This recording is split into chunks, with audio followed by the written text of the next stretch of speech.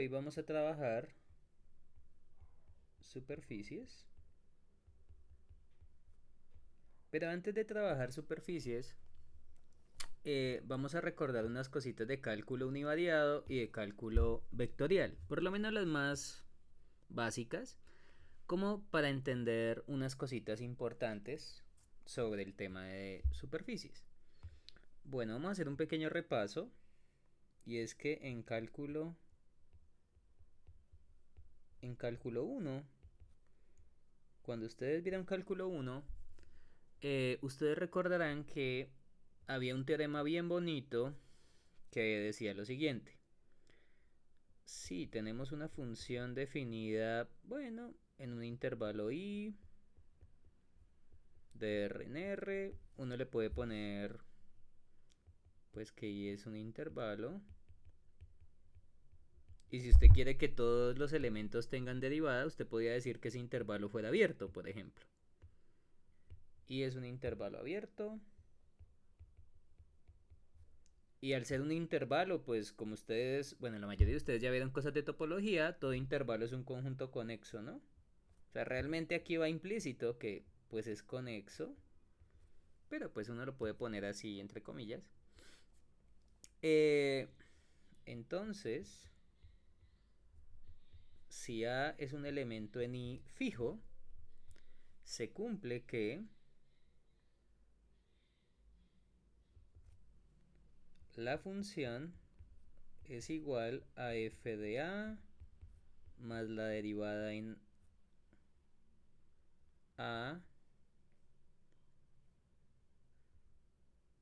x menos A más un resto tal que el límite cuando x tiende a dr de x entre x menos a debe ser 0. ¿Ok?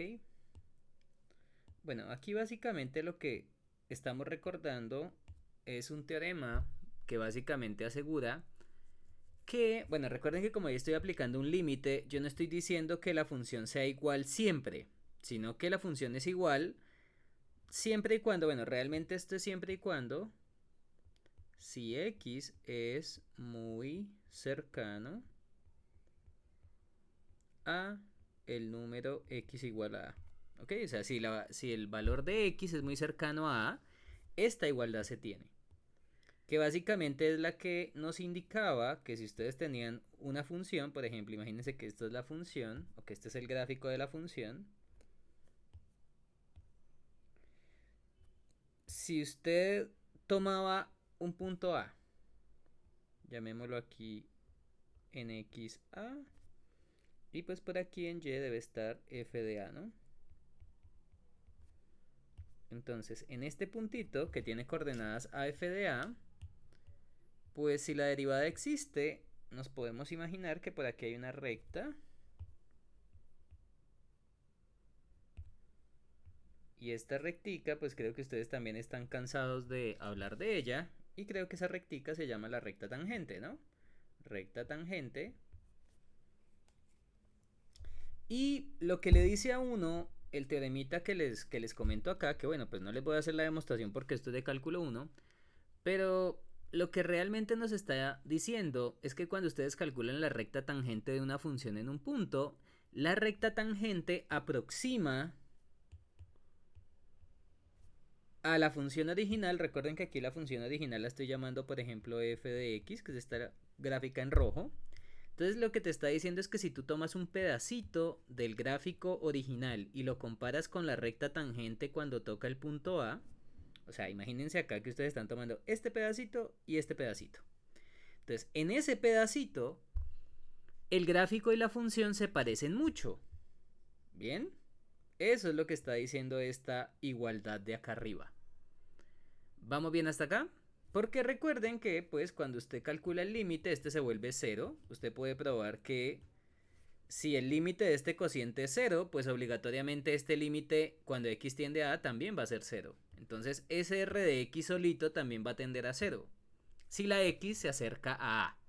Entonces, realmente esta es una forma muy elegante de asegurar que la recta tangente con la función original se aproximan mucho, pero para valores muy cercanos a A. Por eso les estoy diciendo que yo tomo este pedacito, o sea, un pedacito que esté cercano a el punto A. Y ustedes me dirán, profesor, pero usted la tomó aquí arriba, ¿cómo así que en el punto A? Bueno, realmente yo estoy tomando es un intervalo aquí abajo.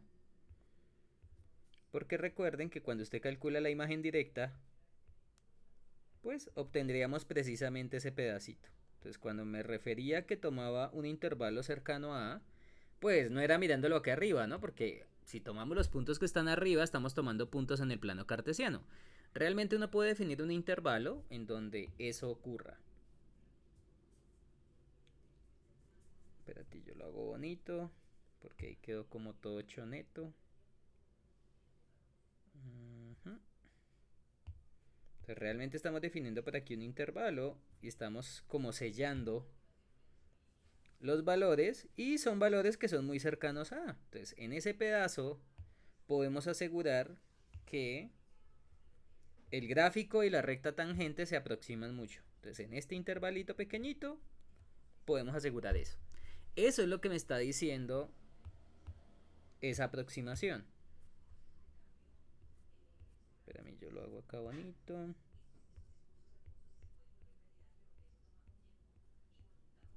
Perfecto. Yo creo que así está bien. Listo. Ok. Entonces, cuando ustedes vieran cálculo en varias, pues aquí sí ya no les puedo hacer un dibujo porque vamos a trabajar con campos vectoriales. Pero uno puede recordar que de aquí nace la idea de, bueno, cuando estábamos viendo cálculo univariado, esto que está aquí, pues es precisamente la recta tangente. ¿Bien?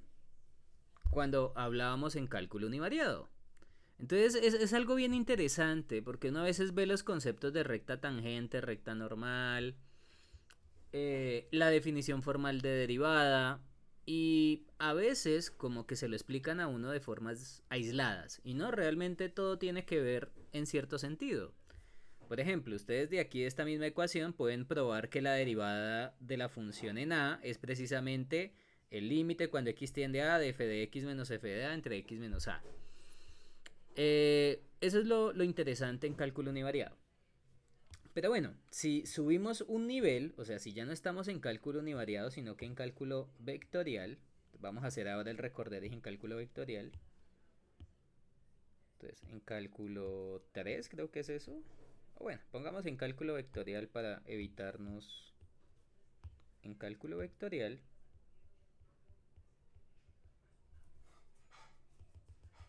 ocurre algo parecido, pero pues toca hacerle cambios, ¿no? Entonces, en cálculo vectorial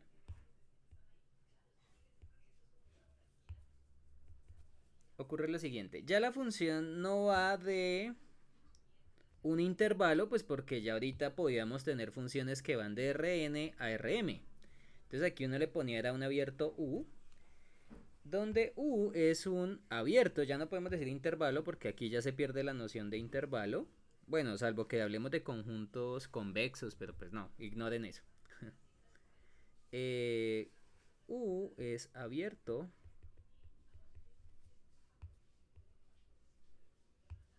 y conexo. ¿Listo? Entonces,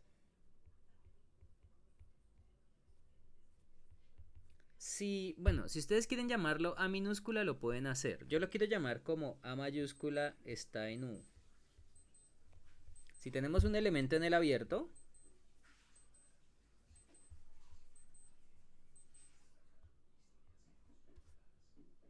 entonces básicamente es la misma condición de acá. Bueno, es más, también le voy a cambiar el nombre a la F. Bueno, acá, bueno, pues que la verdad aquí estaba recordándoles el concepto de función diferenciable. Entonces realmente acá es, bueno, más bien lo podría escribir así. Entonces, si A está en I y F es diferenciable en x igual a, pues acá se tenía un sí solo sí directamente. Bien. Que este es un teoremita clásico de cálculo 1. Y f es diferenciable en a,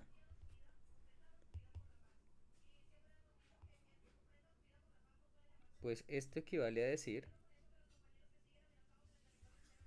aunque creo que aquí este entonces es de sobra.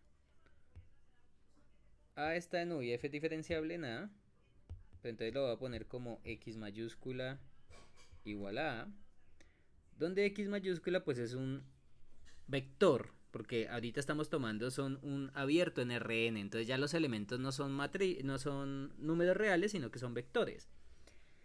Sí, solo sí, pues básicamente usted copia y pega esta misma idea. Pues se las voy a poner, pero pues no va a ser igual exactamente, pero uno puede como entender que es la misma cosa en cierto modo.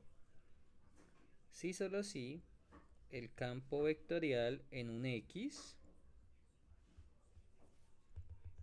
en un X mayúscula, pongámoslo así, es igual al campo vectorial evaluado en A, más, aquí hay una transformación lineal asociada a,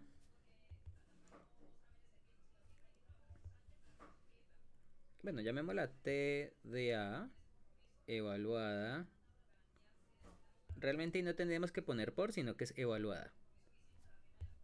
X mayúscula menos A mayúscula más una función de residuo que depende de la X mayúscula. ¿Listo? Entonces fíjense que es algo como parecido a lo que tenemos, pero pues ya la X y la A no son números, sino que son vectores. Y más aún, uno realmente... Y pues uno le pone también la condición, entonces con límite cuando X mayúscula tiende a mayúscula. Voy a escribirlo así, pero ya les voy a poner unas cositas. R de X entre X mayúscula menos A. Pero acá hay un problema, es que estamos hablando de vectores. Si ustedes quisieran copiar la misma definición, aquí no hay lío porque es que son números reales, ¿ok? Pero aquí ustedes sí tienen líos porque son vectores. Entonces, pues uno en cálculo, para evitarse ese dolor de cabeza, en cálculo vectorial, pues uno le pone la norma del vector. Porque tengan en cuenta que aquí ya estamos hablando de un límite multivariado. Entonces, esto que tenemos aquí es un límite multivariado. Y pues ustedes que ya están en octavo, pues recordarán que es un dolor de cabeza a veces analizar límites multivariados, ¿no?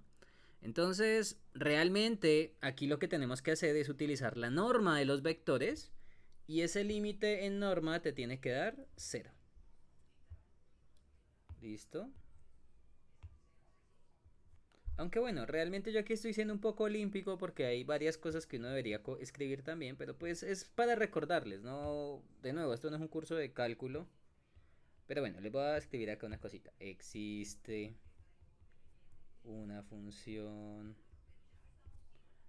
R que va de... Bueno, podemos definirla también en el intervalo, aunque realmente podría estar definida solo en un abierto cercano a.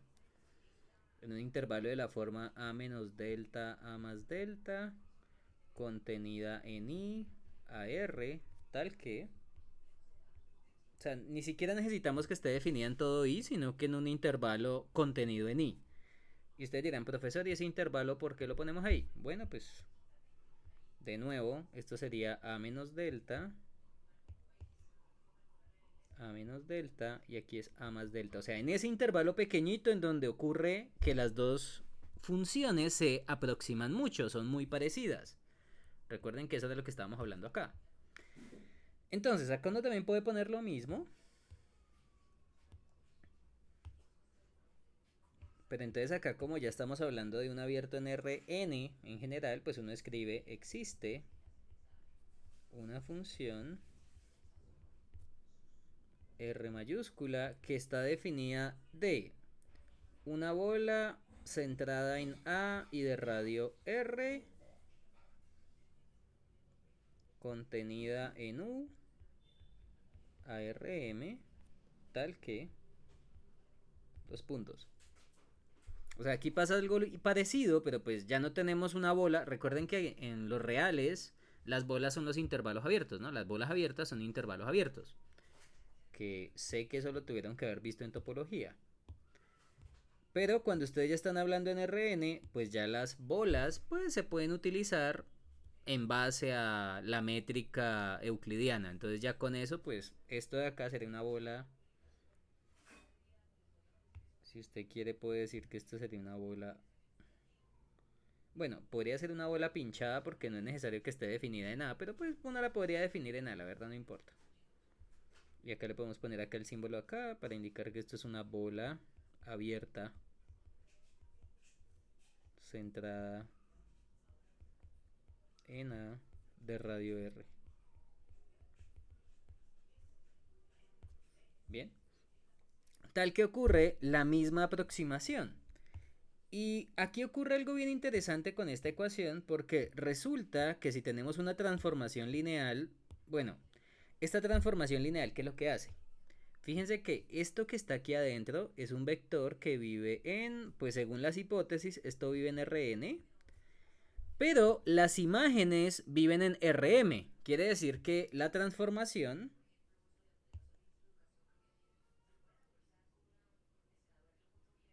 bueno, además uno también tendría que escribir, existe una función R tal que ta, y una transformación lineal.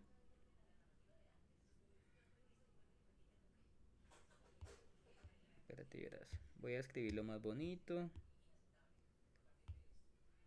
Y una transformación lineal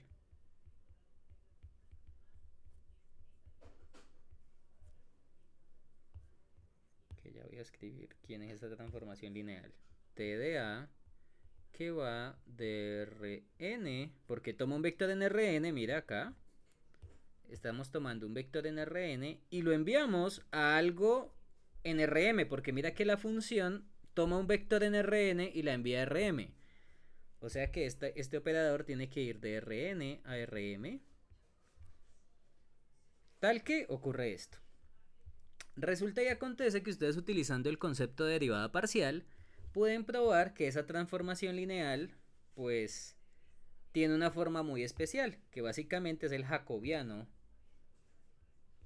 del campo vectorial evaluado en el punto A. Y ya vamos a recordar que es el jacobiano. El jacobiano evaluado en A.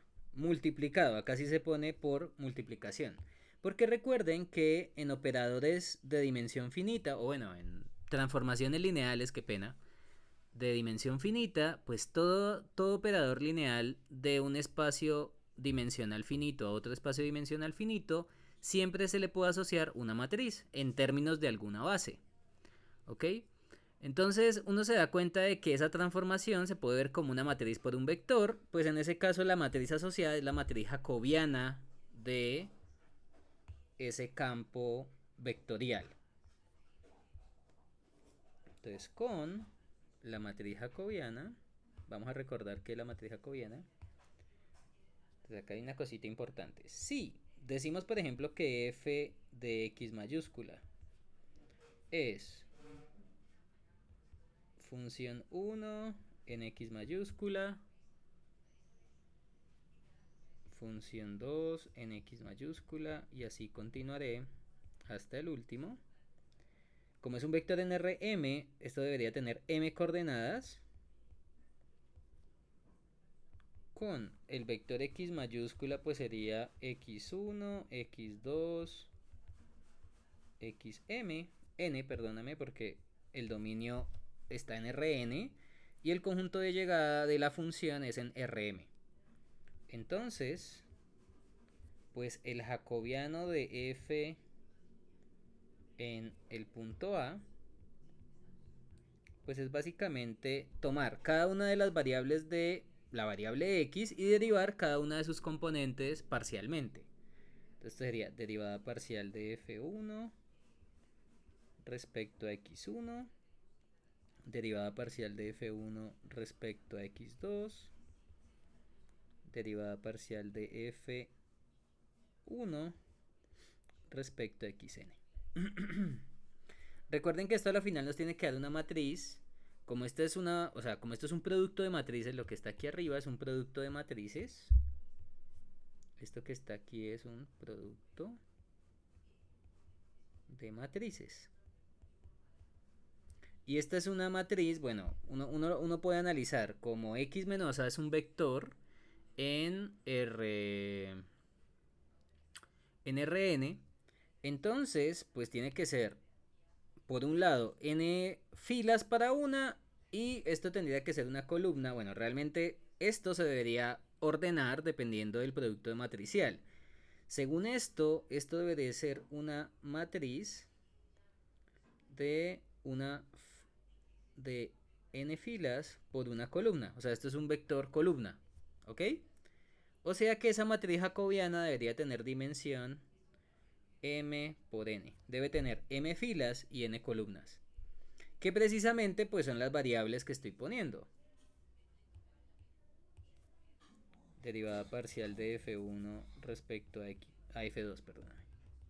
Derivada parcial de f2 respecto a x1, derivada parcial de f2 respecto a x2, y así continuaré. Y bueno, usted va a continuar haciéndome eso hasta llegar a la última componente de la función. Es más, yo creo que esto, espérate, esto yo lo puedo poner aquí enfrente.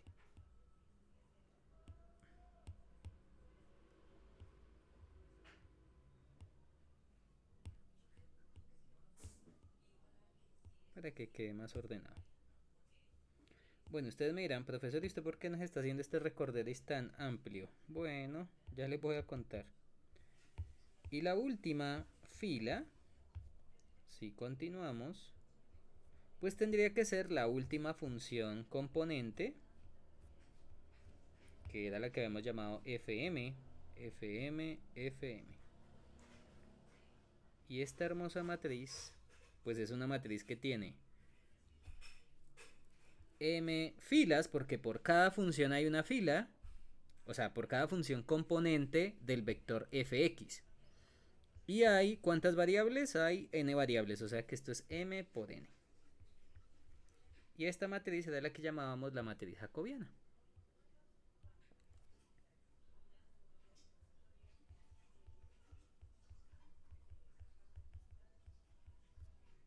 Tf en A. Bueno, otra cosita, recuerden que usted me dirá, profesor, usted no puso evaluación en A. Bueno, sí, realmente esto se evalúa en A, en A, en A, en A, en A.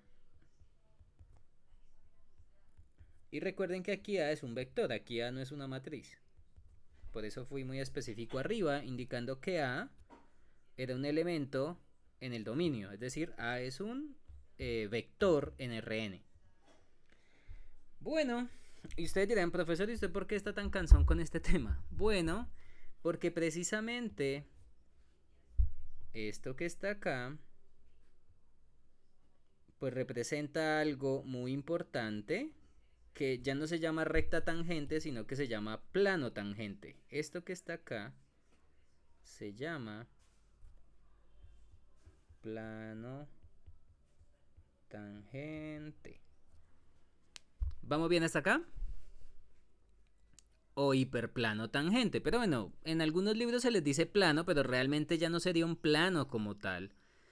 Pero hace el mismo papel del que estaba aquí. O sea, es un operador que va a ser un operador lineal. Realmente, bueno, si solamente miramos la parte que está acá, esto de acá se puede ver como un funcional lineal, o también se podría ver como, bueno, eso es un concepto un poquito más avanzadito de álgebra lineal, pero esto también se denomina, espérate que se me fue la paloma. Ese se llama bueno, ahorita yo lo busco el nombrecito. Pero bueno, aquí lo importante es que de manera análoga, pues uno puede construir algo en cálculo vectorial, pero obviamente lo análogo pues es un dolor de cabeza, porque miren que tiene que cumplirse una condición bien fuerte de límite multivariado, o sea, ese operador lineal no es cualquier cosa, ¿listo? Y pues debe cumplirse esa igualdad. Entonces, ustedes dirán, bueno, profesor, ¿y usted por qué es tan cansón y me está hablando de cositas de cálculos y no estamos hablando de eso, sino que vamos a hablar de superficies? Bueno, ya les voy a contar una cosita. Porque resulta que, pues, cuando hablemos de superficies, vamos a hablar de un caso muy especial en cálculo vectorial. Entonces, vamos a decir lo siguiente. Ahora sí empecemos con el concepto de superficie. Una forma bonita de definir una superficie es lo siguiente. Entonces, sea phi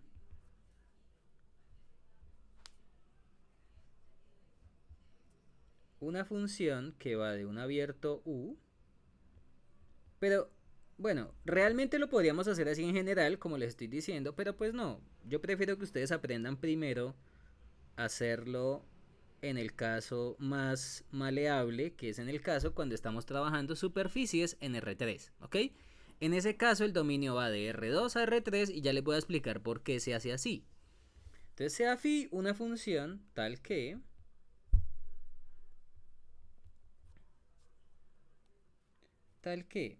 para todo u, b que está en el abierto U. Bueno, aquí obviamente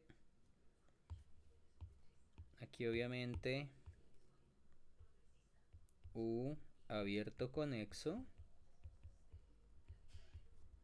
en R2.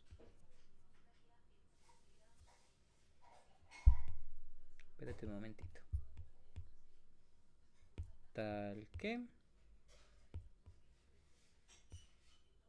con U abierto con N, tal que para cualquier punto en U, phi es diferenciable. Después le vamos a poner más condiciones, por ejemplo que sea de clase C1, etc. Pero primero miremos qué pasaría con que phi sea diferenciable. Phi es diferenciable en el punto en U, B. O sea, estamos pidiéndole que la derivada exista. Pero entonces la pregunta del millón es, bueno, listo, tenemos eso.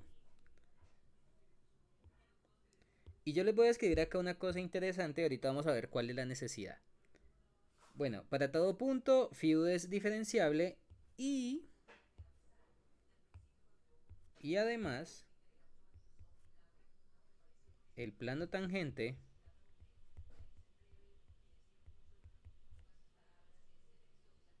de phi en U, B siempre existe. Ustedes dirán, profesor, ¿y esta condición de acá por qué es obligatoria? El plano tangente de phi en U, B siempre existe. ¿Será que pueden haber casos donde el plano tangente no exista a pesar de que la función sea diferenciable? La respuesta es sí, hay casos donde el plano tangente no existe. O se puede ver como una sola línea, o sea, pues hablo de plano en el sentido geométrico clásico, que sea un plano, por ejemplo, que tú puedas encontrar dos vectores que lo generen.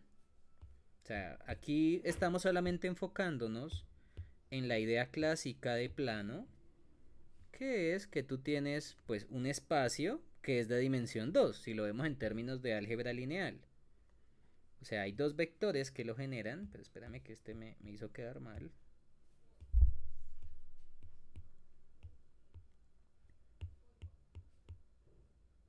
Bien. Entonces, la idea es que en nuestro caso, el plano tangente, cuando lo calculemos, sea una cosita más o menos así. Ok, espérate que quiero esto, que sea un poquito más grande. Entonces, esta es nuestra idea general de plano tangente. O queremos por lo menos que cuando hablemos de plano tangente hablemos de un plano no degenerado. ¿Listo? Entonces aquí lo podemos entender así. Imagínense que por aquí está el punto. Y por acá viene una superficie. Bla, bla, bla, bla, bla. bla, bla, bla, bla, bla, bla, bla, bla, bla. Pero recuerden que como es una superficie, pues ella puede tener como un volumen asociado, ¿no? O sea, aquí estoy haciéndolo un poquito así a las carreras, pero es para que se entienda un poquito de qué es lo que estamos hablando. O sea, mi idea de superficie va a ser algo más o menos así. O sea, tenemos algo tridimensional, un gráfico de una superficie tridimensional, y yo quiero poder calcular un plano tangente en un punto con las mismas condiciones que ocurrían acá en las funciones reales. O sea, que yo tenga el gráfico y pueda encontrar quién es su recta tangente, aunque bueno, aquí no podemos hablar de recta, sino que vamos a hablar de plano tangente. Bien. Entonces, este sería el plano tangente. Plano tangente. Que después le vamos a dar una notación más especial de geometría diferencial. Pero de nuevo, quiero acercarme un poquito a esto. Entonces ustedes me podrán decir, bueno profesor, ¿y qué condiciones deben cumplirse para que este plano tangente, pues, primero, exista? Y segundo, yo les había dicho que, bueno, cuando uno habla de un plano, pues tienen que haber unos vectorcitos que lo generen, ¿no? Entonces, la pregunta del millón es quiénes son esos vectores también, o sea, quiénes generan el plano tangente, o yo cómo puedo asegurar de que ese plano siempre exista. Ok, pues resulta que si yo estoy diciendo que phi es diferenciable en cualquier u, b, pues yo puedo calcular el diferencial. Bueno, como estoy diciendo que phi es una función que va de R2 a R3, lo que estamos diciendo es que si tomamos un punto en R2 que tenga coordenadas u, b, a esto le voy a asociar una imagen que es phi de u, b, que lo podemos si quieren llamar así, x en u, b. Espera, lo voy a correr un poquitín para que quede más lindo. X en u, b, y en u, b, z en u, b. ¿Listo? Entonces estamos tomando un vector en R2 y le asociamos un vector en R3. Entonces ustedes dirán, bueno profesor, ¿y para qué le pedimos que sea diferenciable? Bueno, nosotros sabemos desde cálculo vectorial o desde cálculo 3 que toda función diferenciable entre dos espacios vectoriales, pues yo puedo construir su matriz jacobiana. Y tiene que ver también con el operador diferencial. Diferencial de phi también se escribe así, en un punto u, b, pues es básicamente, o sea, ese operador lineal, bueno, ahorita cuando hablemos del diferencial realmente estamos hablando de un operador lineal, pero la matriz asociada a ese operador siempre es la matriz jacobiana. Jacobiana de phi, la matriz jacobiana de phi en el punto u, b, bien, o se puede asociar. Entonces acá vamos a leerlo de la siguiente forma. Esto se denomina el operador diferencial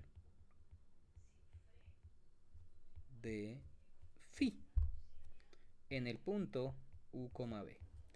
Y recuerden que cuando ustedes hablan de matrices, cuando hablan de transformaciones o de operadores, bueno, realmente sería una transformación, pero pues la vamos a llamar operador diferencial, pero realmente es una transformación lineal, porque recuerden que la derivada tiene propiedades de linealidad. Entonces realmente lo podemos ver como un operador lineal o una transformación lineal, que era lo que habíamos hablado acá. O sea, realmente este TDA yo lo podía haber definido como el diferencial de f en A. ¿Ok? Entonces, así es como se define también en cálculo vectorial el diferencial de una función. Pues básicamente el diferencial es la transformación lineal que cumple que esa igualdad valga. O sea, que f de x es igual a f de a más ese operador lineal evaluado en x menos a más r de x. Entonces, cuando hablamos del diferencial de phi, pues yo lo puedo asociar a la matriz asociada a él. O sea, uno como que a veces no distingue entre quién es el operador o quién es la transformación lineal y quién es la matriz asociada. Entonces, el jacobiano es la matriz asociada a esa transformación lineal. Esto también se puede llamar como matriz asociada a diferencial de phi en u, b. Pero a veces en algunos libros las toman de manera indiscriminada como si fueran lo mismo, pero no, realmente no son los mismos porque una es la matriz asociada y la otra es la transformación lineal. Bien. Pero si ustedes quieren ser canzones, ustedes pueden decir, mira, el diferencial de phi de v operado o evaluado o aplicado, como lo quieran llamar. O sea, realmente acá tendríamos que utilizar notación de evaluación porque lo vamos a ver como un operador lineal o como una transformación lineal. Evaluado, si quieren llamémoslo en H1, H2,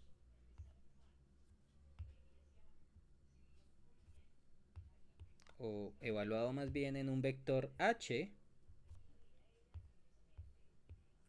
es lo mismo que decir el jacobiano multiplicado por ese mismo vector H. Bien. Luego, pues le podemos cambiar el nombre a ese vector. Pero lo que, de nuevo, lo que estamos aquí intentando recordar es que ese operador diferencial, pues básicamente es un operador lineal. El diferencial de phi en u, b con u, b fijo. Recuerden que ustedes están tomando para cada elemento en el abierto, están encontrando una transformación lineal. Entonces, esta transformación lineal tendría que tomar un vector en R2 y lo envía a R3. Y de ahí es donde estoy sacando la h minúscula. Entonces, h es un vector en R2 y lo estoy enviando al diferencial de phi evaluado en v, evaluado en h, que sería la multiplicación de la matriz jacobiana de phi en u, b por h. ¿Ok? Entonces, eso es lo que realmente estamos haciendo acá. Y ustedes me podrían decir, oiga profesor, pero es que si estamos hablando del plano tangente, ahí falta algo. Y es que el plano tangente, así como lo están viendo, esto que está acá, pues realmente no pasa por este punto por donde se supone que debe pasar el plano tangente. Que sería este que está acá, que este sería el punto, bueno, entre comillas, si nos lo imaginamos en coordenadas, debería tener las siguientes coordenadas. Sería U, B, la imagen de la carta. Bueno, realmente sería en la imagen de la carta. Este puntito sería phi de u, b. Este punto. ¿Listo? Porque recuerden que el u, b lo estamos fijando. Después vamos a fijarlo más y le vamos a decir u0, b0. Pero lo que yo quiero que tengan en cuenta es que uno podría decir, oiga profesor, pero es que este operador lineal no pasa por el punto phi de v, o sea, debería pasar por él para poder decir que realmente es el plano tangente. Pero lo que en realidad está ocurriendo, niños y niñas, es que cuando usted habla de un plano, recuerden que los planos en general, o la ecuación de un plano, no representa un espacio vectorial. Pero si usted solamente se fija en este pedazo, yo les había dicho que todo esto era el plano tangente, ¿no? Pero realmente lo que vamos a enfocar, perdón, es en este pedacito que está acá, ¿ok? Que ahí no se le va a decir tanto plano, sino que se le va a decir es espacio tangente. Y ya les voy a contar por qué solamente nos vamos a enfocar en un pedacito de la igualdad. Realmente, si queremos hablar de plano tangente, como les decía, el plano tangente sí es todo esto, ¿ok? Pero con ese operador de el diferencial solamente me está indicando este otro pedacito, que ese pedacito se denomina espacio tangente. Y ustedes me dirán, oiga profesor, ¿y por qué es importante ese conjunto en especial? Bueno, porque es que realmente acá nos estamos imaginando lo siguiente. En vez de trabajar el plano tangente así de manera tan general, pues lo que vamos a hacer es lo siguiente. Me voy a imaginar que estoy todavía en el plano tangente, pero lo que voy a hacer es que en vez de imaginarme que el punto está en la imagen de phi de u, phi de b, lo que estamos haciendo es como trasladar el plano. ¿Ok? Espérate, yo lo voy a correr acá un poquitín y voy a hacer una cosita. Entonces, lo que nos estamos imaginando es lo siguiente. En matemáticas, ustedes saben que a uno le da a veces como pereza hacer como tanta cosa o tanto análisis en puntos muy generales. Entonces, lo que estamos haciendo es lo siguiente. Vamos a imaginarnos que aguante un momentito.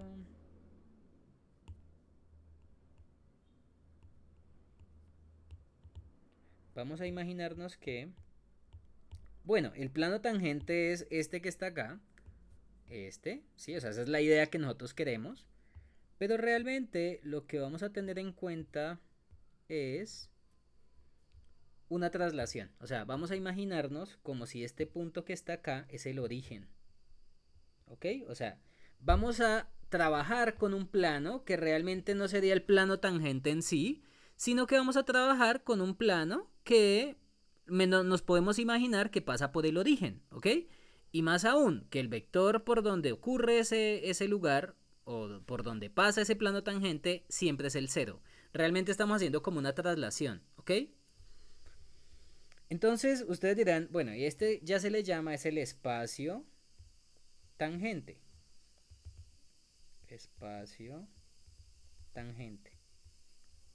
O sea, es como imaginarnos que nos olvidamos de la superficie y solamente nos vamos a imaginar que el punto por donde pasa, por ejemplo, como si fuera el origen, ¿bien?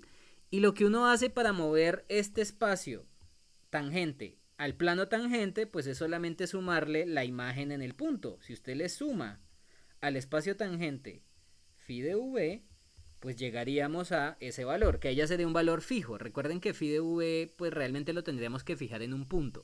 ¿Bien? Entonces, eso es lo que uno va a intentar trabajar. O sea, el espacio tangente, que es el que realmente estamos definiendo acá, este que estamos definiendo acá, representa un espacio vectorial. O sea, resulta que los puntos que viven en ese diferencial, que realmente sería el espacio tangente, que es el operador diferencial de phi, o el operador derivada de phi, como lo quieran llamar, el conjunto de vectores que viven dentro de ese plano viven en un espacio vectorial. Porque realmente lo que estamos haciendo es quitando el punto por donde pasa el plano original. Y lo estoy es como trasladando, lo estoy es como moviendo al origen. ¿Ok? Entonces acá es bien interesante, niños y niñas, porque si ustedes trabajaran sobre el plano tangente en sí, pues sería un dolor de cabeza, porque al ser trasladado, pues hay muchas cosas que ese espacio pierde, muchas propiedades que quisiéramos tener, por ejemplo, que sea un espacio vectorial. Bien, entonces hay una cosita interesante y es la siguiente. Ah, bueno, y otra cosa importante también. Si usted me llega a encontrar un vector que genere, por ejemplo, que genere a este espacio tangente, por ejemplo, llamémoslos acá el vector t y el vector w. Miren que esos vectores también van a generar, o bueno, una relación va a haber entre esos mismos vectores que generan el plano tangente. Obviamente tendríamos que hacerle una traslación, pero si uno trabaja uno, realmente está trabajando el otro. Y ustedes dirán, bueno, ¿y por qué eso es verdad? Pues básicamente por la condición que se tiene acá arribita en cálculo vectorial. Esta cosita la vamos a poder aplicar a la función phi en un punto en particular, ¿ok? O sea, lo que yo les había dicho, acá uno se lo puede imaginar como si lo fijáramos, aunque pues no quería fijarlo todavía, pero no, mentira, fijémoslo, si no ustedes se van a enloquecer. Imagínense que tomamos un U0 y un B0. U0 y un B0. Ok, y el plano tangente para cualquier V siempre existe. Pero entonces acá estamos tomando un U0 y un B0, que es un valor fijo, ¿bien? Entonces la pregunta es, bueno, ¿y quién generaría ese espacio tangente? ¿Ok? Pues resulta que si hacemos un poquito de cálculo acá, bueno, acá si imaginamos por ejemplo que H es este vector, pongámoslo así, H, imagínense lo que es el vector H1, H2, o sea, tiene coordenadas H1, H2. Si lo aplicamos al jacobiano, pues el jacobiano en este caso, como las componentes de phi son x, y, z, pues esto sería una matriz de la siguiente forma. Derivada parcial de x respecto a u, derivada parcial de x respecto a y, a b, perdóname.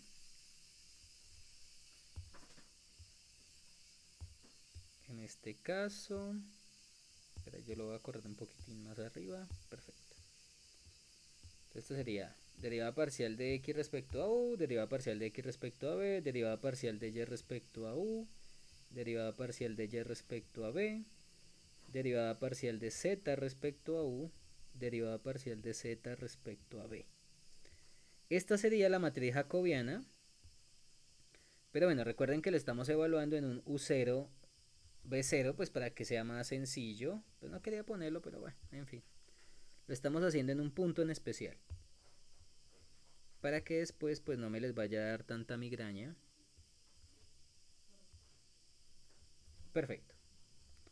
Y acá también sería U0, B0.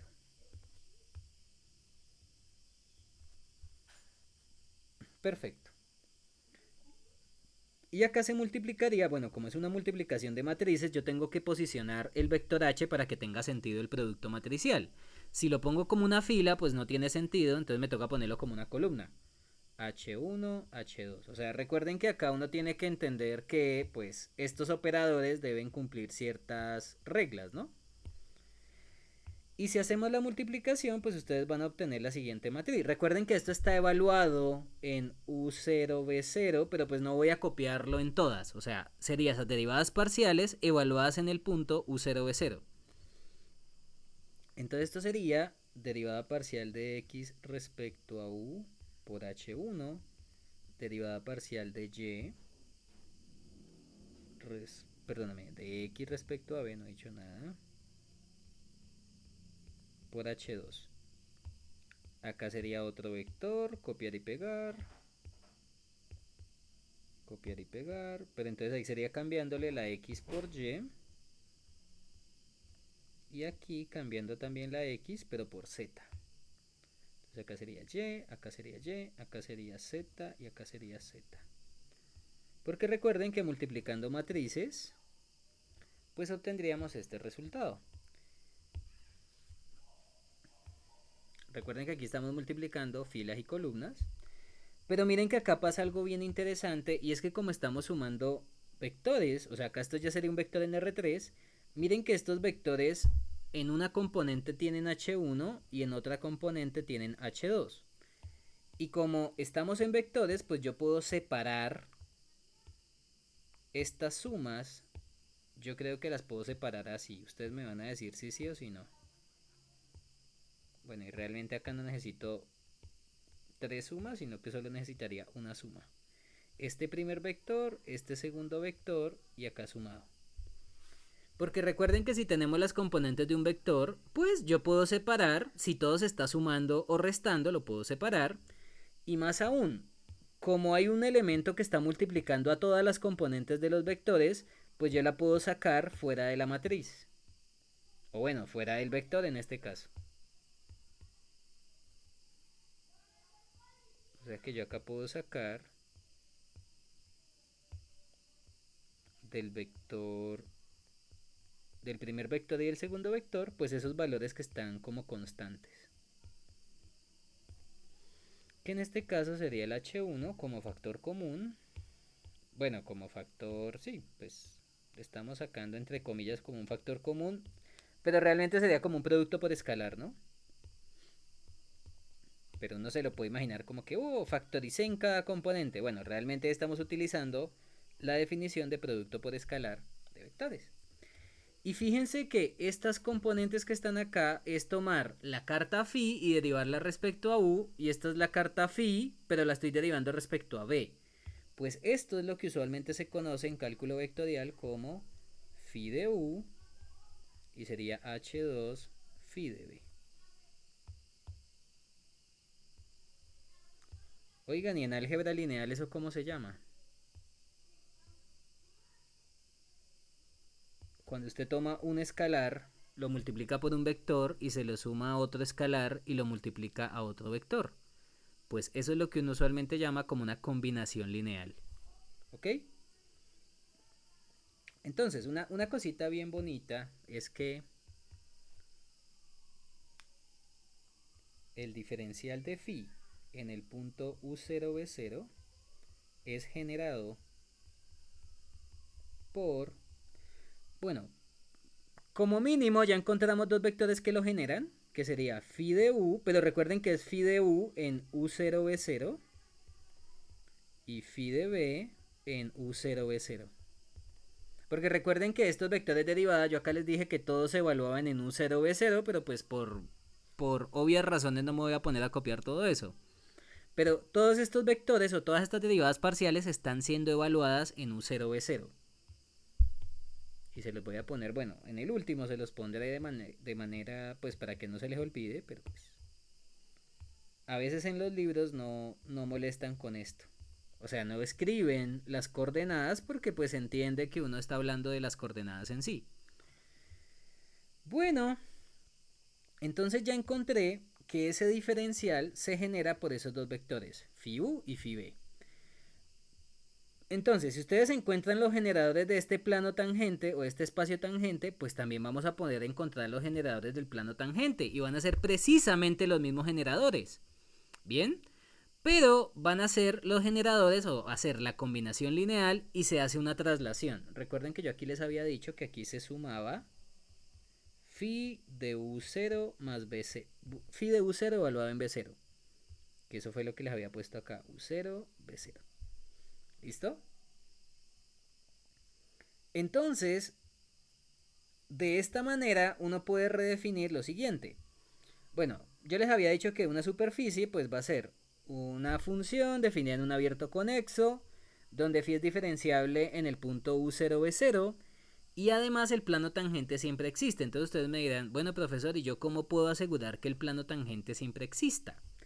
Como ya conocimos dos generadores, por lo menos para el plano para el espacio tangente, o sea, cuando ustedes están por acá, ya sabemos que los vectores que me generan el espacio tangente, pues ya son unos vectores en especial, que serían, en este caso, entonces en este caso no necesito poner acá símbolo de pregunta porque creo que ya conozco cuáles son. Entonces, realmente dos vectores que lo van a generar, pues uno va a ser phi de u, por ejemplo, en u0, b0, y el otro va a ser phi de b en u0, b0. ¿Listo?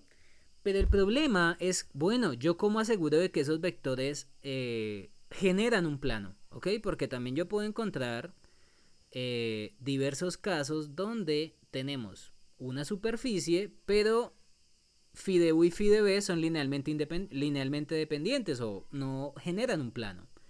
Entonces la pregunta del millón es, oiga profesor, ¿y yo cómo verifico de que eso sea linealmente independiente? Bueno, o por lo menos que generen el plano.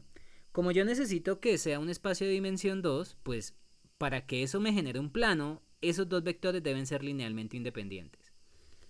Y la forma más bonita de encontrar independencia entre dos vectores en R3, perdóname, es mirando su producto cartesiano. Phi de u cruz phi de b. Bien. Entonces,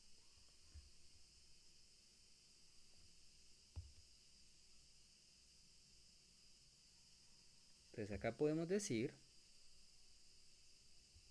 phi de u en u0, b0 y phi de b de u0, b0 son linealmente independientes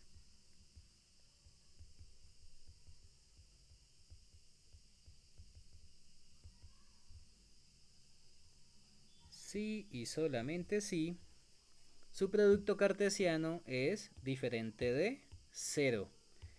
Si alguno de ustedes no se me acuerdan de este teorema, me hacen el favor y se van a buscar esto en cálculo vectorial. Pero pues es una propiedad bien bonita de vectores y pues no creo que vaya a ser increíble pues a la hora de verla.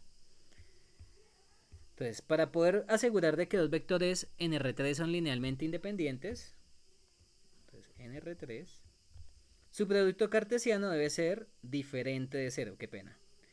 Y ustedes recordarán que dos vectores, o bueno, un vector es diferente de 0 si su norma es diferente de 0, que creo que ese truquito lo habíamos aprendido cuando hablamos de curvas parametrizadas por longitud de arco o curvas regulares, ¿no? Que yo necesitaba que la norma de la derivada fuera diferente de 0.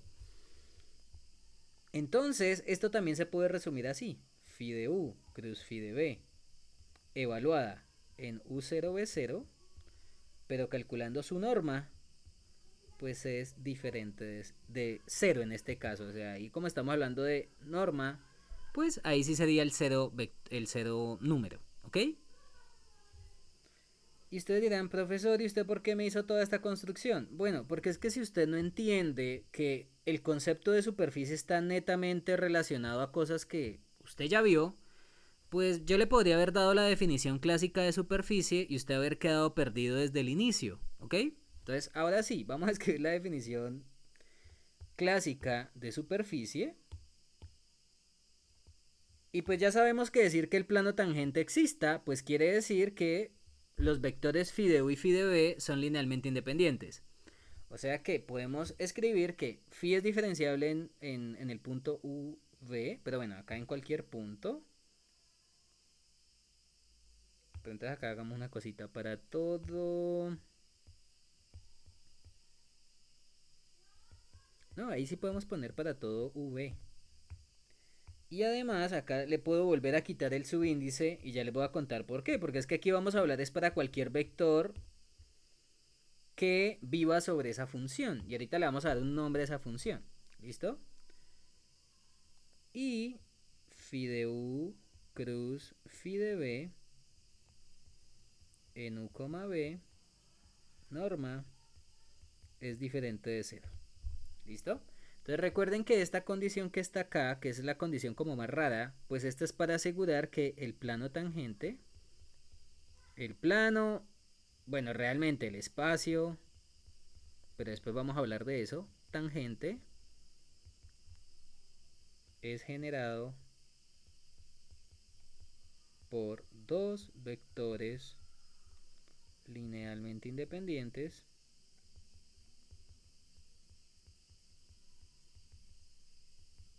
y por lo que vimos anteriormente, pues esos vectores linealmente independientes son precisamente phi de u y phi de b. Que en este caso sería phi de u en u, b y phi de b en u, b. Esos serían los vectores que generan, bueno, van a generar el plano y también van a generar el espacio tangente. Bueno, realmente no es que generen a los dos porque recuerden que el plano tangente tiene una forma y el espacio tangente pues va a ser un espacio vectorial. Entonces no, los dos no es que sean exactamente lo mismo, pero en términos de generadores sí van a tener el mismo generador. Y usted me dirá, ¿por qué, profesor? Bueno, porque si este vector se genera con, o sea, si el espacio tangente se genera con phi de u y phi de b, pues el otro, recuerden que el otro es una traslación. Entonces yo puedo tomar el espacio tangente y volverlo el plano tangente.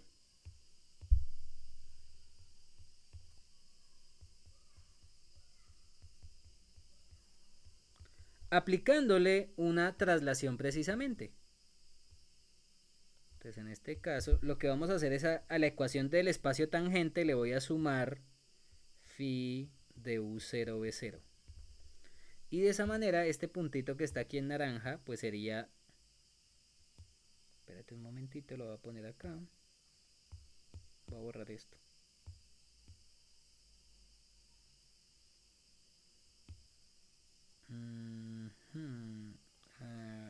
Acá puede ser. Pues cuando ustedes le suman eso, pues el punto que estaba en naranja originalmente, pues sería phi de u0 b0. Bien, entonces si usted quiere ser cansón y usted quiere calcular una fórmula para ese plano tangente, bueno, para el plano tangente, si quiere llamémoslo P en color verde,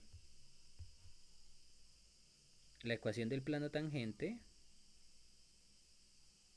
sería phi, vamos a ponerlo con rosadito,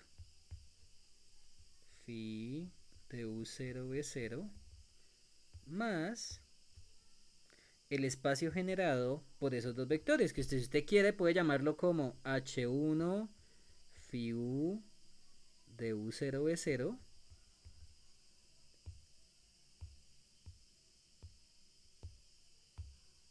más h2 phi b u0 b0. Y ustedes me podrán decir, profesor, ¿usted dónde sacó ese? Y este llamémoslo E. Pues recuerden que lo que habíamos encontrado era una fórmula para identificar los puntos que estaban sobre el espacio tangente, que era el que estaba aquí en este lado. Este es el espacio tangente. Y si usted quiere identificar los puntos del plano tangente, pues es solamente sumarle phi de v. Entonces se dan cuenta que si ustedes conocen los generadores de este lado, pues va a conocer los generadores de este también. Porque es solamente hacer una traslación.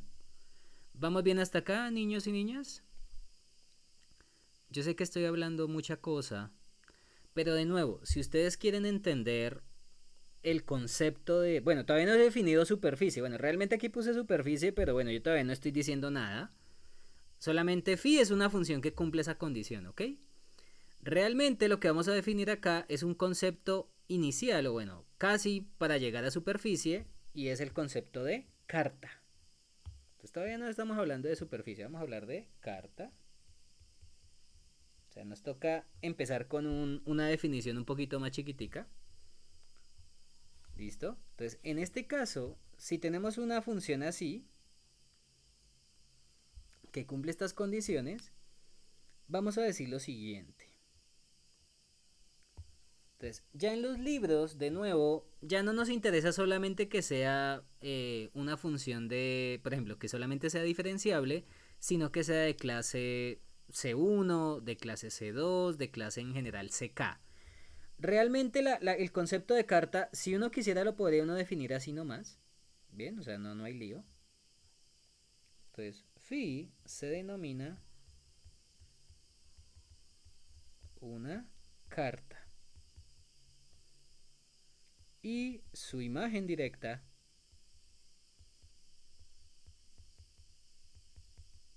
o sea, phi de U mayúscula, o sea, la imagen directa de la carta en su dominio, que recuerden que el dominio es U mayúscula,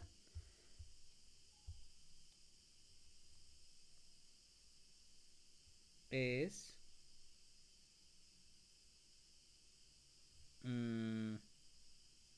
la superficie generada por la carta phi, ¿ok? Entonces aquí es donde uno empieza como a indicar definiciones así un poco raras, pero bueno, la primera parte es que listo, si tenemos una función de R2 en R3 que cumple esas condiciones que les di, se dice que phi es una carta. Pero a su imagen directa, o sea, cuando vemos el gráfico que genera, su imagen directa, que la imagen directa pues va a ser un objeto, bueno, un elemento que vive sumergida o vive contenida en R3.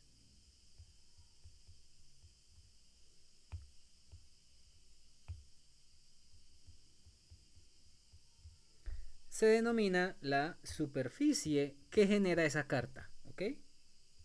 Es la superficie generada por esa carta.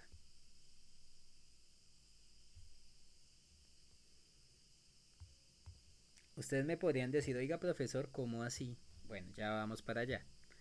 Pero bueno, realmente las condiciones que más nos van a importar es que yo necesito una función que va de R2 a R3 y voy a pedir que, bueno, que sea diferenciable o es más, le podemos poner más condiciones. Yo acá le podría poner, por ejemplo, que sea de clase C1 en U, perdóname, el 1 lo puse abajo sin querer, de clase C1, bien, o en general le podría pedir que sea de clase CK. Recuerden que ya las funciones de clase C1, cuando hablamos de cálculo vectorial, estamos hablando de funciones, por ejemplo, las de C1 son funciones cuyas derivadas parciales existen y son continuas en el dominio U. Ya cuando es de clase CK es que las derivadas de orden, bueno, derivadas parciales de orden K en U sean continuas y además, bueno, obviamente existen en el dominio de la función. O sea, son condiciones aún mucho más fuertes. En muchos libros las definen de una vez como funciones de clase CK. Pero pues por el momento creería yo que podríamos utilizar solamente cositas que tengan que ver con funciones de clase C1. Aunque realmente uno podría definirla en general para curvas ya más complicadas o cartas más complicadas. Si algo más adelante hacemos una definición más formal de carta cuando empecemos a hablar de atlas. O sea, yo por ahora quiero que ustedes entiendan el concepto de carta. Porque después, cuando empecemos a hablar de un atlas, eso va a ser un dolor de cabeza. Porque si uno no entendió que era una carta, pues mucho menos va a entender que es un atlas. Entonces, vamos a intentar hacerlo con calma. Bien. Y pues, luego vamos a llegar a la definición de superficie general. Entonces ustedes dirán, bueno profesor, ¿qué ejemplos de cartas usted me puede dar? Porque creo que usted me ha dado a mí mucha teoría, ¿no? Ya llevamos como 4 hojas de pura teoría y ni un solo ejemplo. Bueno, empecemos a mirar ejemplos de cartas sencillas, pues como para no aburrirse ustedes tanto. Entonces, ejemplos clásicos de cartas. Bueno, no quiere decir que no vaya a ser teoría, pues también va a ser teoría, pero pues, ejemplo. Primer ejemplo de carta, gráficos de campos escalares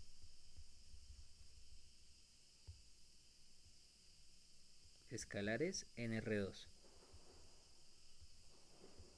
Bien.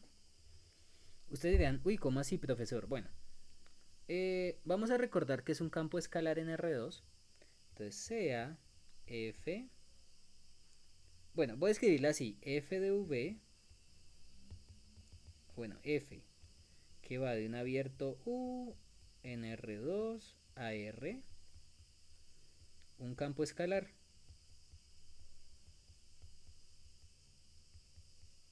Un campo escalar en R2.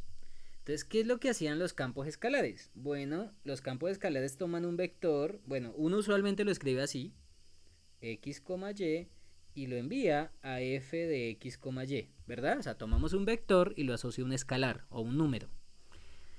Pero para que tenga sentido hablar de una carta, pues no voy a utilizar la letra x y y, sino que voy a utilizar la letra u y b. Entonces, v, porque recuerden que estamos utilizando las letras U y B. Entonces ustedes dirán, bueno profesor, ¿y usted cómo va a definir la carta si estamos hablando de un campo escalar y pues un campo escalar va de R2 a R y no de R2 a R3? Bueno, ya se lo voy a definir. Defina phi como definida en el abierto U en R2 a R3.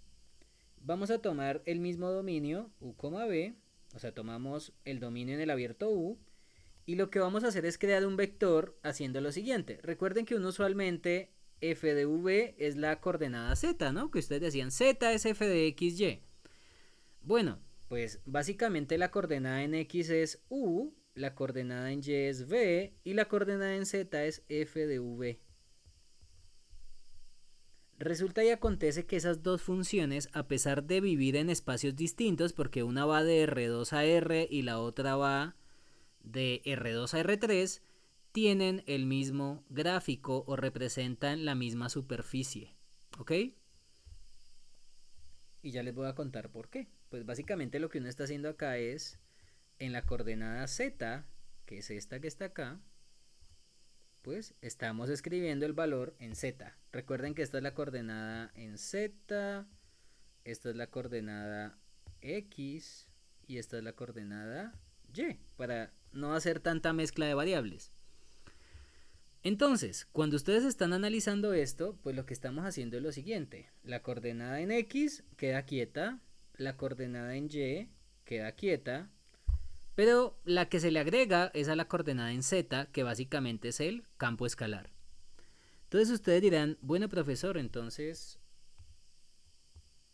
en este caso, phi de v, pues para verla más bonita, phi de v, pues sería v f de v. ¿Listo? Esa sería la función phi evaluada en un v. La pregunta es, oiga profesor, ¿eso que está ahí será una carta? O sea, ¿será que un gráfico de ese estilo ya tiene automáticamente un plano tangente asignado? Pues verifiquémoslo. Recuerden que nosotros ya dijimos que algo iba a ser una carta si cumplía estas condiciones, ¿no? O sea, está definida en un abierto conexo. Bueno, yo estoy diciendo que U, la letra U de aquí en adelante va a ser abierto conexo, que no quiero ponerme a copiar más. Pero siempre que vamos U, salvo se diga lo contrario, es un abierto conexo. Entonces, ya tenemos un abierto conexo en R2. Ahí la única condición que deberíamos pedirle es la siguiente. Pues vamos a imaginarnos que el campo escalar, entonces supongamos que el campo escalar, bueno, yo le podría poner que sea diferenciable, pero hagámosle un poquito más. Sea de clase C1 en el abierto U. O sea, lo que estamos diciendo es que las derivadas parciales del campo escalar respecto a U y respecto a B existen y son continuas en el abierto conexo U. Recuerden que aquí la U siempre va a ser abierto conexo salvo se diga lo contrario. O sea, aquí lo que estamos diciendo es esto. Y acá se las voy a poner acá así. Entonces ustedes dirán, bueno profesor, ¿y por qué pido que sea de clase C1? Bueno, si es de clase C1, pues las derivadas parciales de f respecto a U y de f respecto a B existen.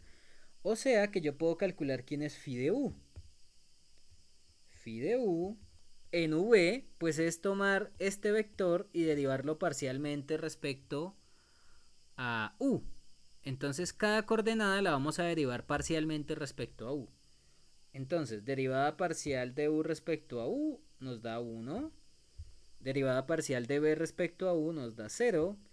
Y la última función, como no la conozco, pues es derivada parcial de F respecto a U. De manera análoga, podemos calcular phi de B. Entonces, derivada parcial de la primera función respecto a B sería 0. La otra sería 1. Y la última sería derivada parcial de F respecto a B. Esos serían los vectores phi de U y phi de B para cualquier U y B. Recuerden que aquí no nos vamos a matar la cabeza escribiendo evaluado en U, B. Ahorita se lo escribimos de últimas. Pero la condición importante para que sea carta es que este producto cartesiano sea diferente de cero o que su norma sea diferente de cero, que es la misma cosa. Pero pues nos tocaría calcular phi de U cruz phi de B antes de mirar su norma, ¿no? Entonces, calculemos phi de U cruz phi de B, que en este caso sería IJK,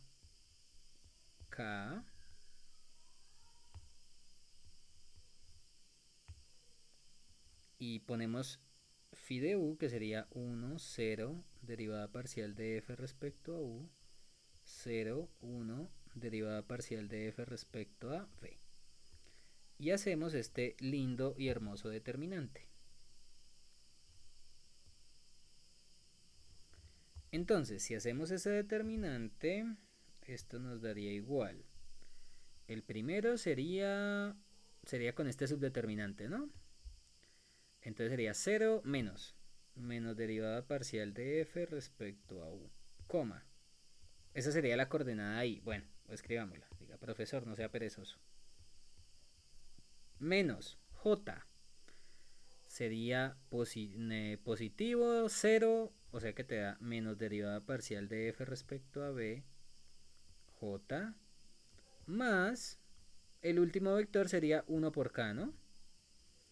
O sea que realmente este vector sería menos derivada parcial de f respecto a u, menos derivada parcial de f respecto a b y 1.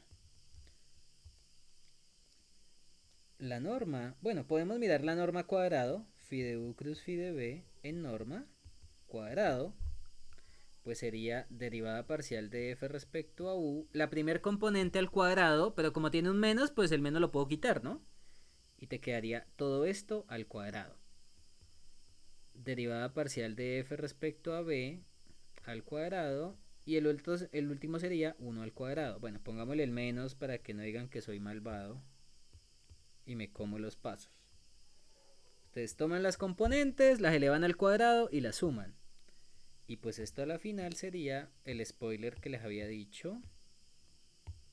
Pues recuerden que tener un número con un signo menos al cuadrado, pues ese menos lo puedo quitar. Entonces realmente este se puede ir, porque está al cuadrado. Y 1 al cuadrado, pues esto es 1, ¿no? Bueno, ¿podemos concluir que es diferente de 0? ¿Ustedes qué dicen? ¿Ya puedo decir que esto es diferente de 0? Entonces, miremos una cosita. Ustedes tienen una suma de cuadrados, bueno, una suma, perdóname, de términos positivos o no negativos. Este puede ser mayor o igual que 0, este puede ser mayor o igual que 0, pero el último es estrictamente mayor. Entonces, si ustedes están tomando números no negativos y los están sumando, pero hay uno de ellos que ustedes saben que jamás se vuelve 0, pues obligatoriamente esa suma de términos positivos siempre va a ser diferente de 0 y más aún va a ser mayor que 1. Entonces, pues bueno, si esa suma, si ese término en cuadrado siempre es mayor que 1, pues en particular es diferente de 0. Entonces, acá podemos concluir una cosa bien interesante. Pongámoslo acá, por lo tanto, phi es una carta definida en el abierto U. Si f también está definida en el abierto U, pero acuérdese que f minúscula es un campo escalar, ¿no? De R2 a R es de clase, aunque realmente la condición de que sea de clase C2, de clase C1, perdóname, en realidad no lo utilizamos en ningún momento. Podríamos haber dicho que la función era diferenciable y se sigue cumpliendo. Es de clase C1 en el abierto. Bien, entonces si ustedes toman cualquier campo escalar que sea diferenciable en un abierto conexo, pues automáticamente eso va a ser una carta. O sea, si toman un campo escalar que sea diferenciable en un abierto conexo. Y si quiere más aún, póngale de clase C1. Entonces ustedes dirán, bueno profesor, o sea, aquí ya asociamos de que cualquier campo escalar que usted se invente, si es de clase C1 o si es diferenciable, que sería una condición un poquito más débil, ya con eso automáticamente tendría que ser una carta. ¿Bien? Entonces acá vamos a poner como subejemplo, ejemplo 1.1. Entonces sea f el campo escalar de R2 en R3 dado por f, bueno, se lo voy a escribir así como uno usualmente los trabaja, f de xy igual a 2x cuadrado más 2y cuadrado. Bueno, fíjense que ese campo escalar, bueno, como es suma de potencias de x y de y, pues eso automáticamente quiere decir que esa función es de clase, bueno, no solo C1, es de clase C infinito. Tú la puedes derivar parcialmente todas las veces que quieras. ¿Listo? Entonces, vamos a tener en cuenta lo siguiente. Con ese campo escalar yo puedo crear una carta que está asociada al mismo gráfico de esa función. Bueno, vamos a mirar el gráfico de esa función. Es este grafiquito que pues se los quería mostrar. De nuevo, pues yo no lo voy a poner a dibujar superficies, pues porque uno es una perdedera de tiempo, pues hacerlo ahorita a mano. Y dos, pues estamos en un curso de geometría diferencial, no estamos en un curso de cálculo vectorial. Si fuera un curso de cálculo vectorial los pondría a hacerlo a mano, pero pues no le veo sentido hacer eso. Entonces, podemos entender que, bueno, si ustedes utilizan algún programa matemático para graficar, este sería el gráfico de ese campo escalar. F de x, y igual a 2x cuadrado más 2y cuadrado. Bien, pero recuerden que cuando usted hacía un gráfico, o sea, les quiero trabajar acá una cosita en parte y es la siguiente. Por ejemplo, si ustedes toman este puntito que está acá, voy a ponerlo con azul para que se vea. Este puntito. Este puntito. Si ustedes miran, por ejemplo, su valor, por ejemplo, aquí en el dominio, pues ese punto debe tener una coordenada XY, ¿no? O si usted la quiere ver por acá en este lado, bueno, como quiera. Digamos por acá. Entonces vamos a intentar entenderlo así. Cuando estamos aquí en el plano cartesiano en la parte de abajo, pues este hace el papel de la X, que es el que voy a llamar U. Y este es el que voy a llamar B. Y resulta que su altura, pues es el valor en Z, que el valor en Z es precisamente este. Este es el valor de Z de ese gráfico. O sea que el punto que tenemos ahí, ¿qué coordenadas tiene? Pues ese punto que está acá tiene coordenadas U, V, F de U, B, que es precisamente la carta que vamos a definir. Entonces, fíjense que cuando ustedes están trabajando cálculo en varias, uno de esas dice, ay, pero esto es un campo escalar, acá no se puede usar nada. Ah, perdóname, acá la embarré, acá es F de R2 en R, qué pena. Ya, porque es un campo escalar. Pero entonces pueda que el campo escalar pues sea una función que va de R2 a R, pero el gráfico de ese campo escalar es una superficie en R3, ¿ok? Porque tú pones coordenada en X, coordenada en Y y coordenada en Z. Que para nuestro caso pues lo vamos a ver como una carta. Entonces este campo escalar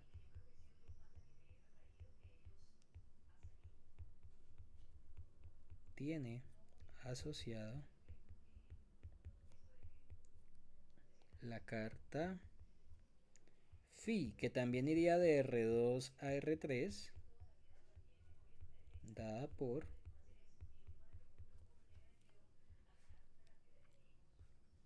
phi de V, pues es VF de V, pero pues básicamente F de V sería la misma carta original, pero cambiando la X y la Y por U y por V. O sea que esto sería UV. Y recuerde que la carta era F de XY igual a 2x cuadrado, 2y cuadrado. O sea que esto sería 2u cuadrado más 2b cuadrado.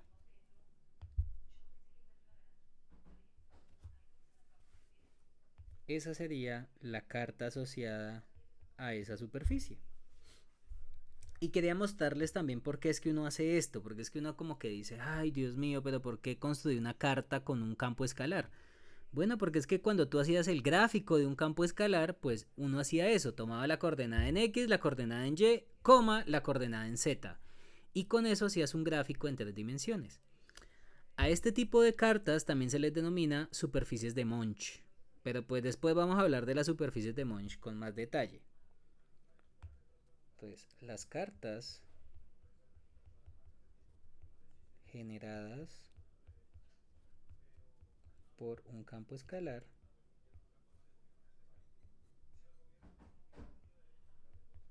también se conocen como cartas de Monch. Y pues, si tenemos una carta, también podemos hablar de una superficie de Monch, que sería la imagen de esa carta, o por lo menos estamos por ahora hablando así de superficie. Cartas de Monch o de superficie de Monch. ¿Listo? Bueno, y es más, ¿usted cómo podría verificar de que esta carta, o bueno, que esta función phi es una carta? Pues tendríamos que calcular phi de u, que en este caso sería 1, 0, y la derivada parcial de 2u cuadrado más 2b cuadrado, pues respecto a u sería 4u, y phi de b sería 0, 1, y esa derivada parcial respecto a b sería 4b. Y acá, fíjense que esto se vuelve copia y pegue, o sea, ustedes van a tomar, van a hacer el producto cartesiano, van a verificar que el producto cartesiano en norma es diferente de cero, aunque aquí ya les hice la demostración general, ¿no? O sea, aquí ya sabemos que eso nos va a tener que dar que es una carta, porque viene de un campo escalar.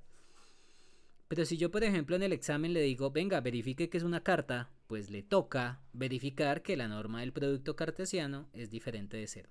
¿Listo? Entonces, phi de u cruz phi de b y jk 1, 0, 4u 0, 1, 4b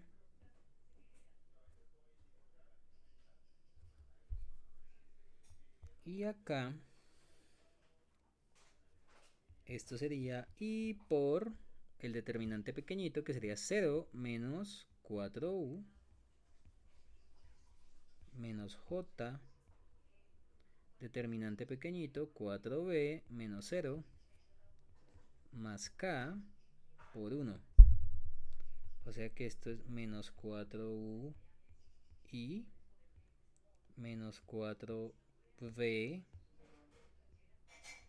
j más k. Y si lo quieren ver como vector, pues esto sería menos 4u, menos 4b, 1. Y pues yo creo que ya con eso, como hay una coordenada que siempre es diferente de 0, pues su norma es diferente de 0. Y se acabó. Entonces norma de phi de u cruz phi de b. Y pues si quiere calcule la norma al cuadrado. Esto sería menos 4u cuadrado menos 4b cuadrado más 1 cuadrado 16u cuadrado 16b cuadrado 1 y pues esto es mayor que 1 y en particular es diferente de 0 porque pues si es mayor que 1 es diferente de 0 porque es suma de términos no negativos y como esto es no negativo pues al sumarse con algo positivo pues esto siempre va a ser mayor o igual, qué pena, que cualquiera de los originales. En particular va a ser mayor o igual que 1 y se tendría que es diferente de 0. O sea que podemos asegurar que phi es una carta. Entonces phi es una carta cuyo gráfico es el mismo gráfico de el campo escalar que era de R2 a R con f de xy igual a x 2x cuadrado más 2y cuadrado. Fíjense que yo aquí les estoy mezclando las variables v, x y y, pero miren que aquí realmente la misma u era el que hace el papel de la x y la misma b es el que hace el papel de la y. Entonces tengan mucho cuidado porque a veces uno empieza a jugar con eso. ¿Listo? Pero pues es para que vayan despertando un poquito, porque bueno, en geometría diferencial uno usualmente utiliza las letras u y v, pero recuerden que dependiendo de lo que estemos hablando, el u y v también podría tener que ver algo con cosas que ustedes ya vieron en cálculo vectorial. Pero pues en este caso tendríamos esto. Bueno, ¿qué otro ejemplo vamos a ver de superficie? O bueno, de carta. Ejemplo 2. Hay un conjunto de cartas muy bonitas que se llaman superficies de revolución. Ah, bueno, espérame un momentito. Voy a hacer una pequeña aclaración. Observación. Las superficies de Monch, bueno, las cartas de Monch,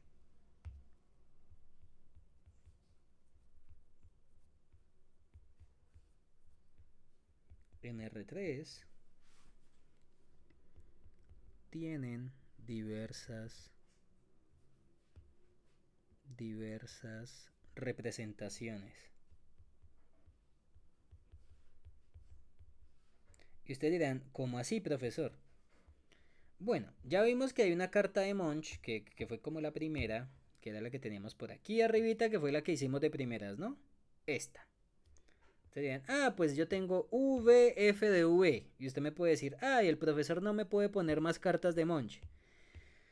Pues no, niños y niñas. Tristemente, usted puede empezar a iterar todo esto. Usted tiene que tener mucho cuidado porque, por ejemplo, yo le podría haber puesto el campo escalar aquí en la mitad y ya representaría otro tipo distinto de carta de Monch, pero tiene la misma idea, porque tenemos dos variables independientes y la de la mitad es la que depende de las otras dos. Otro tipo de carta de Monch podría ser, por ejemplo, ya no teniéndola en la segunda coordenada, sino que poniéndola en la primera.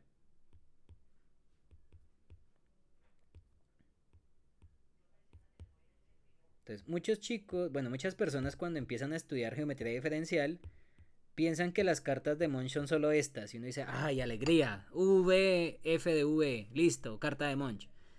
Bueno, resulta y acontece que en la carta de Monch en general, pues a mí no me están pidiendo que siempre la coordenada en X y en Y sean las variables independientes. Las variables independientes pueden cambiar.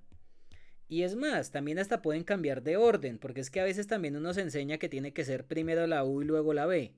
No, hay diferentes maneras de verlo, niños y niñas. Entonces, esto es solamente un abrebocas para que se den cuenta que a uno le pueden cambiar las letras del lugar y ya con eso lo dejan a uno perdido. ¿Ok? Entonces, estas son las 6 formas clásicas de una superficie o una carta de Monch en R3. ¿Vamos bien? O sea, ¿cuál es la forma más fácil de identificar la carta de Monch? Pues que usted debe tener dos variables independientes. Bueno, voy a poner acá las U de un colorcito. Otra variable independiente, que es la B. Y la otra coordenada depende de las dos variables independientes. Así es que usted puede decir, ah, mira, yo acá tengo la U, acá tengo la B y tengo una función que depende de las dos. Ah, esto es una carta de Monch. Bien, pero entonces, ¿cuál es la diferencia entre la una y la otra? Que dependiendo de donde esté el campo escalar, pues esta sería una carta de Monch en el eje Z. Esta sería una carta de Monch en el eje Y. Y esta sería una carta de Monch en el eje X. ¿Vamos bien hasta acá? Entonces, mucho cuidado porque en donde esté la coordenada del campo escalar es donde vive entre comillas la altura. O sea, usted se lo puede imaginar así. Cuando ustedes grafican un campo escalar, la z, bueno, en el caso de un campo escalar clásico, que es que la z sea f de xy, la z te da entre comillas la altura. Bueno, realmente no, pues no podemos decirle altura porque también podría estar por debajo del eje, ¿no? Pero bueno, entiéndalo así para que se entienda un poquito mejor. Y en el plano que es perpendicular a ese eje, o que es opuesto a ese eje, ¿sí? O sea, tú tienes un eje y es perpendicular a el eje Z en este caso, ahí es donde tomamos los puntos. Entonces, realmente cuando estamos mirando el plano en el eje Z o en el eje Y, podría ser una cosa así. Por ejemplo, podría ser este gráfico acostado hacia acá, ¿bien? O podría ser el gráfico acostado sobre el eje Z. Entonces dense cuenta, sobre el eje Y o sobre el eje X. Entonces dense cuenta, bueno, o que incluso podría ser mirando hacia allá, o podría ser mirando así como en diagonal. En fin, hay muchas formas de representar una superficie de Monch. Pero bueno, la voy a dejar como estaba originalmente, obviamente. Pero entonces tengan mucho cuidado porque muchas personas cuando estudian cartas de Monch se casan con esta fórmula y dicen, ah, no, las cartas de Monch solo tienen esta forma.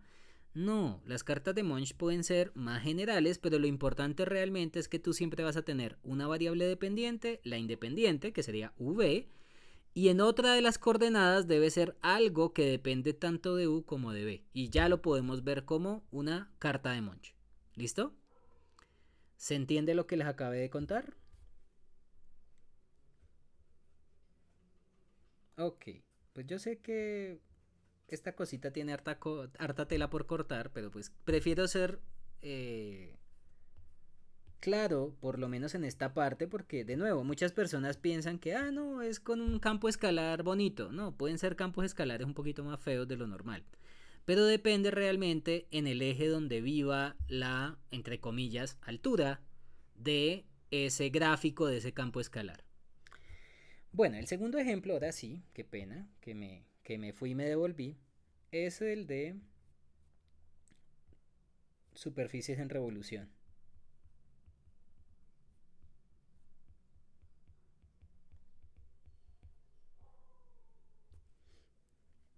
Ustedes dirán, uy, profesor, esto se puso pesado. Bueno, sí, no.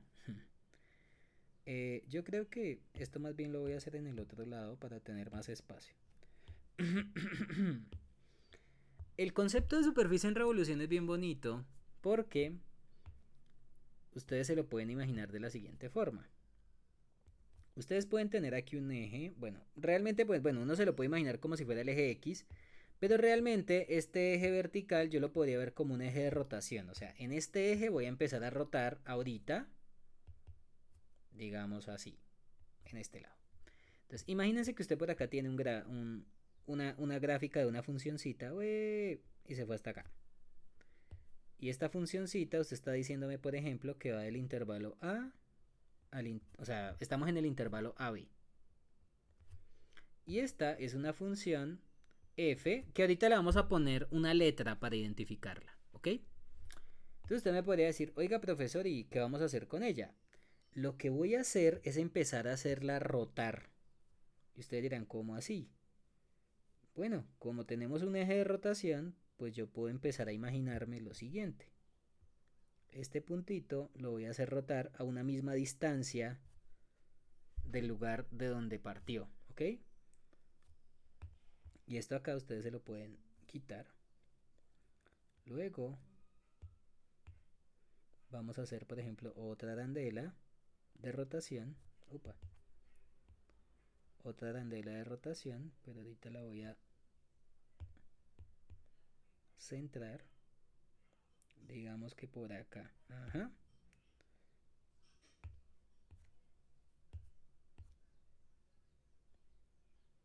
Otra arandelita de rotación.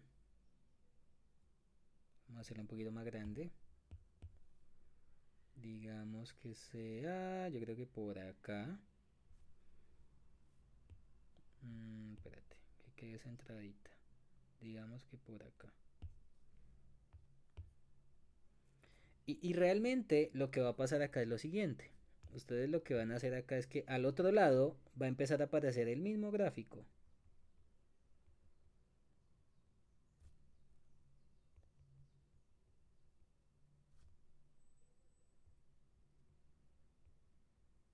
Digamos hasta acá.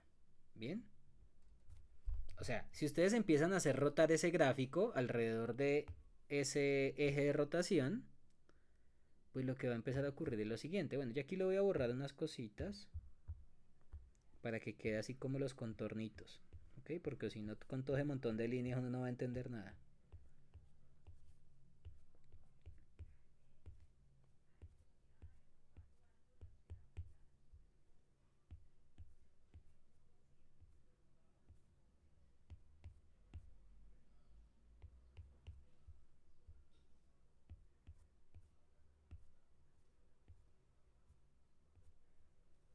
Uh-huh.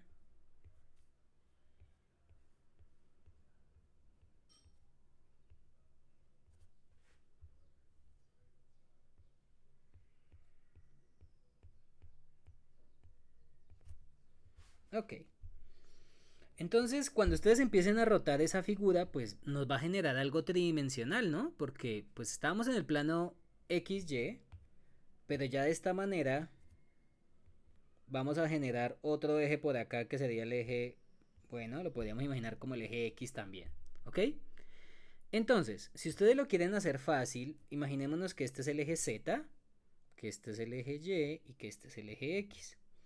Entonces, cuando ustedes estaban haciendo esas rotaciones, ustedes se lo pueden imaginar acá de la siguiente forma. Realmente lo que ustedes estaban haciendo acá era girar Bueno, en cierto sentido, yo dije que lo iba a girar alrededor del eje Z, en cierto sentido, pero bueno, realmente en la teoría uno lo hace girar es al lado contrario. Ya les voy a contar por qué. Bien, entonces, si ese es el eje X y ese es el eje Y y Z, realmente lo que estamos haciendo es lo siguiente. Vamos a utilizar una variable que va a ser la variable de rotación. Y aquí les voy a hacer como el dibujito, como si hiciéramos un zoom in. Acá. Voy a ponerlo acá un poquito más centrado. Entonces, esto es como si fuera el eje X normal, el eje Y. Y lo que vamos a empezar es a rotar un ángulo, que lo podríamos llamar teta. Y más aún, ese, bueno, teta no, vamos a llamarlo U. U. Pues vamos a imaginarnos que esta circunferencia es una circunferencia unitaria. Ya les voy a contar por qué. Digamos que esto es 1, 1, menos 1 y menos 1. Entonces las coordenadas de este puntito que está acá son coseno de U, seno de U. Pues por trigonometría básica, ¿no? Si estamos en una circunferencia unitaria, la X es el coseno de U y la Y es el seno de U. ¿Qué es lo que ocurre acá? La función f pues representa la altura y a esta la podemos llamar f de b. ¿Listo? Entonces ustedes me podrían decir, oiga profesor, ¿y eso qué tiene que ver el circulito de abajo con el otro circulito que está al lado? Bueno, pues vamos a intentar construir una figura nueva, ¿bien? Que va a ser de la siguiente manera. O sea, pues realmente uno usualmente le pone f de u a esta, pero la podemos hacer incluso más general. Vamos a ponerle coordenadas a esta curva y vamos a decir, por ejemplo, que la coordenada en x es f minúscula de u, de b, perdóname. Y a esta llamémosla g de b. ¿Listo? O sea, tenemos coordenada en x y coordenada en y. Fíjense que la coordenada en y es la altura. Esto que está aquí es la altura. Pero la coordenada en X va a depender de esta transformación que está acá, porque lo que realmente voy a empezar a hacer es a girar en el eje X, ¿ok? O sea, bueno, o alrededor del plano XY. ¿Listo? Si yo voy a empezar a girar alrededor del plano XY, esta transformación va a afectar la coordenada que está en X. O sea, esta de acá, bueno, recuerden que estábamos en el plano YZ, o sea, este es el valor en Y. Este es el valor en Y, ¿ok? Pero si lo intentamos relacionar con la rotación que estamos haciendo en el plano XY y como queremos rotar todo el gráfico, pues lo que ocurre es lo siguiente. La rotación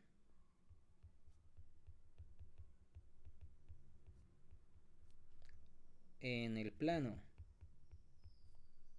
XY genera una rotación para la coordenada Y del gráfico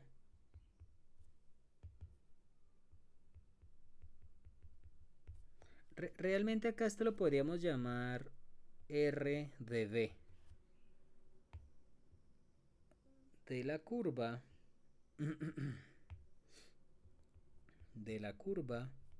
R de B, que es f de b, g de b. Ustedes me podrán decir, pero ¿usted por qué me está diciendo que eso es una curva? Bueno, pues es una curva porque depende de un solo parámetro, que en este caso es b. Si usted le cambia la b por t o por s, pues caemos de nuevo a lo que habíamos visto en curvas en R2, ¿no? O sea, realmente eso es una curva, pero depende del parámetro v, no de la t o de la s, cuando hablábamos de curvas parametrizadas por longitud de arco. Y ustedes dirán, bueno profesor, ¿y cómo afecta esa rotación a f de b? Bueno, pues precisamente la va a afectar de la siguiente forma. Entonces, el gráfico de la rotación de la curva R de B alrededor del eje Z está dada por la carta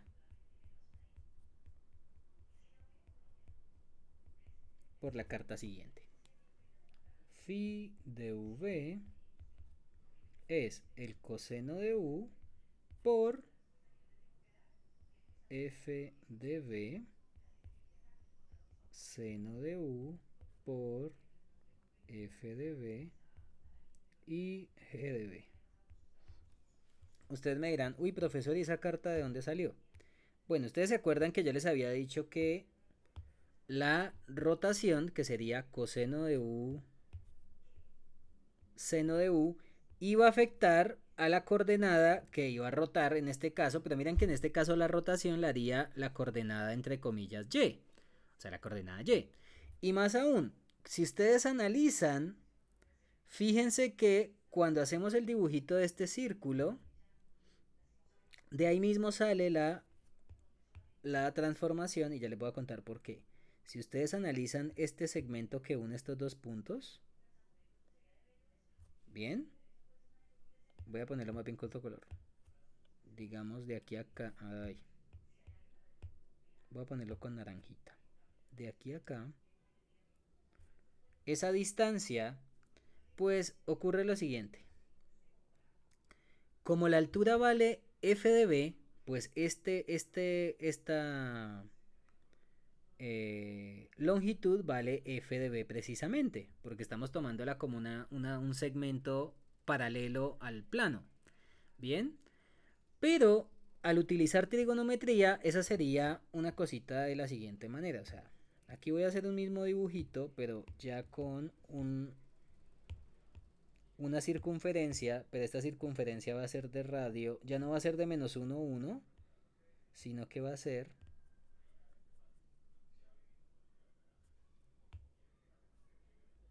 acá este segmento es el que estamos poniendo de color naranjita y eso sería un radio de longitud f de b